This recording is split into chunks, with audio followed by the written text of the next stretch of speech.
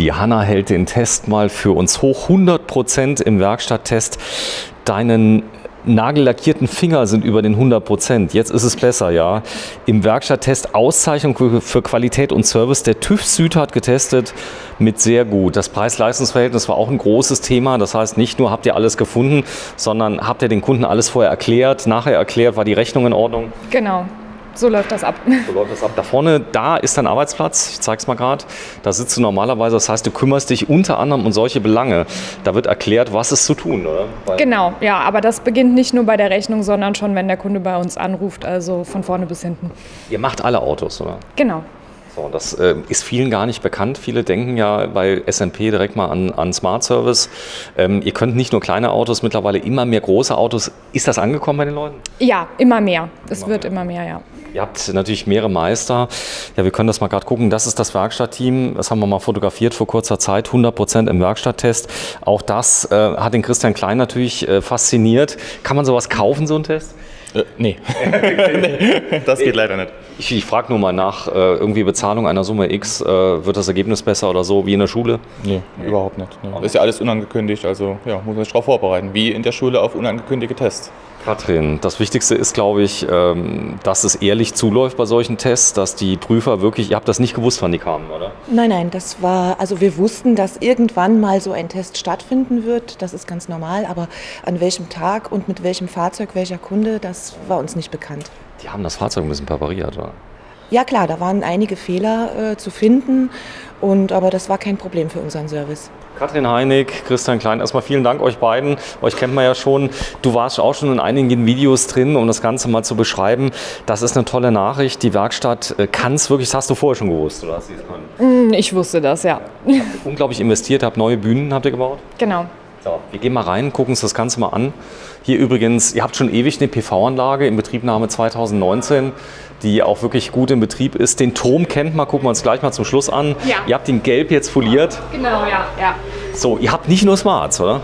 Nee, wir haben mittlerweile ganz viele verschiedene Marken, die stehen draußen, was wir als Verkaufsfahrzeuge haben, und Reparaturen, Service können wir letztendlich an allen Marken, die es gibt, auch wirklich durchführen. Wichtig ist, dass ihr eine Vorab-Inspektion macht. Das gibt es ja mittlerweile mit den Kunden. Das heißt, der Kunde kann auch mal unter das Auto gucken, kann sich das angucken. Bist du da auch mal dabei, oder?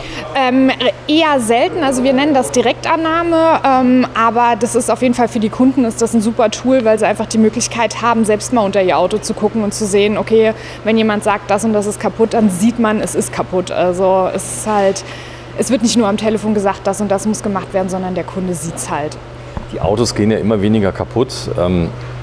Das merkt ihr natürlich auch, Fehler werden immer schwieriger zu finden. Seid ihr auf dem Stand der Technik, was so Tools angeht, Tester und so? Ja, definitiv. Also Fehlerspeicher auslesen, das funktioniert grundsätzlich immer. Die meisten Fahrzeuge haben kein händisches Service- und Garantieheft mehr. Das ist auch mittlerweile alles digital, können wir auslesen, können Volkswagen, egal wo. Ja. Egal wo, genau.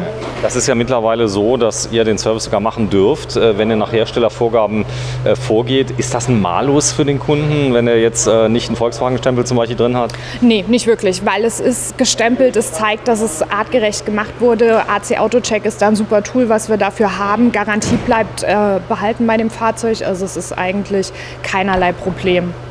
Abgastests, auch das macht ihr hier TÜV auch im Haus? Genau, machen wir auch. Haben wir immer mittwochs im Haus.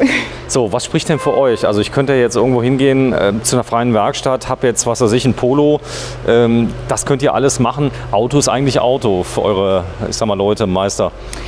Auto ist Auto, definitiv. Was ich eigentlich Kunden immer mitgeben kann, warum es sich lohnt, hierher zu kommen, was man jetzt auch bei dem Werkstatttest gesehen hat oder auch Bewertungen von uns, ist halt einfach der Service. Dass wir halt nicht nur ein Auto sehen, das halt bei uns ist, sondern wir sehen auch den Eigentümer, den Besitzer hinten dran und versuchen kundenorientiert das Ganze umzusetzen. Sehr schön. So, hier vorne sieht man es so ein bisschen. Der Kollege ist natürlich auch dran am Rechner, mittlerweile immer mehr am Rechner passiert. Ja. Er hat das Gefühl, die gehen gar nicht mehr kaputt. Die Spezialwerkzeuge habt ihr auch von den, ich sag mal, allermeisten Marken? Ja, genau. Man hat mittlerweile aber auch die Möglichkeit, da gibt es verschiedene Anlaufstellen, wenn es mal ein tatsächliches, wirkliches Spezialwerkzeug von einer Fremdmarke ist, dass man sich das auch ausleihen kann für das Fahrzeug. Und das ist für uns dann beispielsweise auch kein Problem für die Reparatur. Ja, natürlich großes Thema ist Reifen- und Räderservice. Die meisten Autos kommen ja eigentlich nur noch zum Reifenwechseln. Elektromobilität habt ihr auch schon getestet seit ein paar Jahren? Ja, genau. Aber da muss man dazu sagen, auch da gibt es eine normale Inspektion. Natürlich keinen Ölwechsel, aber diverses anderes. Und bei den Elektrofahrzeugen ist es halt tatsächlich auch so, dass da sehr viel auf die Elektronik geachtet wird. Also Fehlerspeicher auslesen und sowas ist immer von Vorteil. So. Dann gehen wir mal kurz in die Dialogannahme. Da ist nämlich der Kollege, der das Ganze initiiert hat, der dafür verantwortlich war. Ordnung ist ja auch ein Thema. Gucken die eigentlich mal so rein, so Tester in die Werkstatt, gucken, wie sauber, wie ordentlich läuft das, oder sehen die nur das Ergebnis? Nee, die gucken schon mit rein. Die sind ja auch bei der Direktannahme mit dabei. Bei uns ist glücklicherweise ja auch einfach alles verglast. Also egal, wo man bei uns ist, kann man eigentlich auch mit reingucken. Man sieht, wie wir arbeiten, und die Tester bekommen auch da einen guten Einblick. Komm, wir gehen mal rein, gucken uns das Ganze mal an. Hier vorne steht gerade ein kleiner auf der Bühne. Mittlerweile habt ihr Bühnen auch für große Fahrzeuge gebaut. Die musstet ihr nachrüsten, weil die Bühnen waren am Anfang sehr klein. Jetzt habt ihr Riesenbühnen mit ganz viel Traglast drin. 4 Tonnen kann die Bühne. Das wäre beim Smart gar nicht nötig gewesen, ne? Nee, beim Smart wäre es jetzt nicht direkt nötig gewesen. Aber wenn wir für alle Fahrzeuge das anbieten möchten, dann müssen wir natürlich auch vorbereitet sein. So, TÜV-Vorbereitung. Der Kollege hat gerade mit einer Leuchte unter die Reifen geschaut. Ich frage ihn mal gerade, was er gemacht hat. Wenn ich dich mal gerade fragen darf, was du gemacht hast mit der Lampe. Da war eine Lampe, du hast da reingeleuchtet. Ja, ich habe geguckt, ob alles in Ordnung ist. Und ich mache gerade eine Annahme an dem Fahrzeug, wo das Fahrzeug ein sogenannter Eingangscheck, wo alles geprüft wird und sämtliche Funktionen getestet werden, ob die Beleuchtung funktioniert. Und das ist halt eben ganz wichtig, weil dadurch erkennt man halt eben, ob es ein Werkstatttest ist oder nicht. Und man kann sich halt eben schon im Vorfeld eine Menge Arbeit sparen. Ja, es ist so, man sieht viele Dinge dann direkt. Ja. Es sind so Checks ungefähr, wie viele Punkte sind das? 20, 30, die ihr erstmal durchgehen? Ja, 20, 30 ungefähr. Es wird ein Bremsentest gemacht hier auf dem Bremsenprüfstand.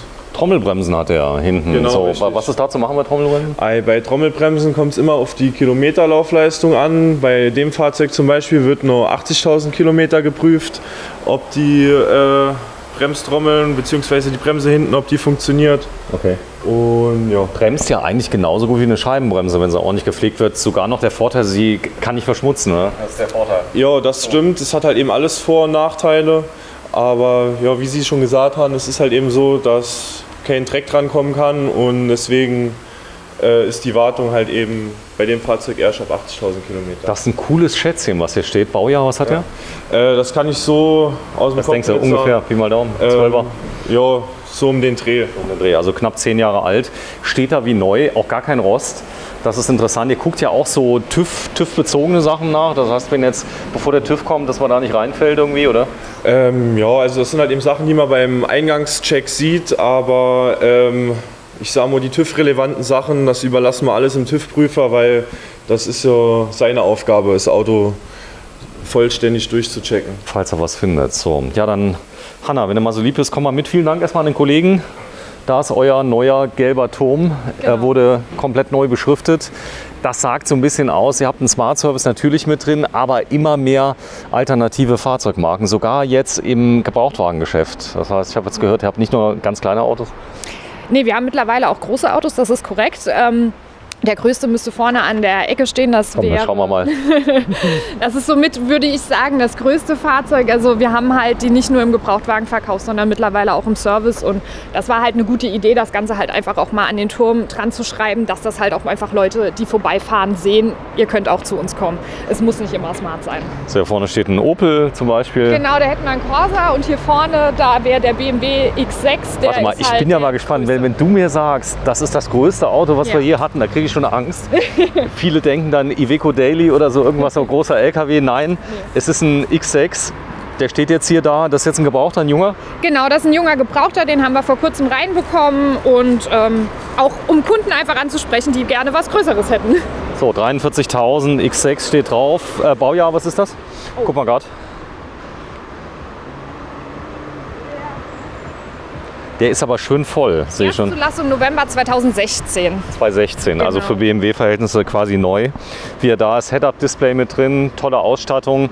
Ja, all das findet man jetzt hier direkt an der Mainzer Straße, Ecke Brebacher Landstraße. Und ja, wenn ihr Lust habt, kommt vorbei. Eine wirklich toll getestete Werkstatt. Zeig nochmal, das ist der Test, 100% im Werkstatttest, Auszeichnung für Qualität und Service für SMP Automobilhandel AG. Mehr Marken, mehr Service, ja.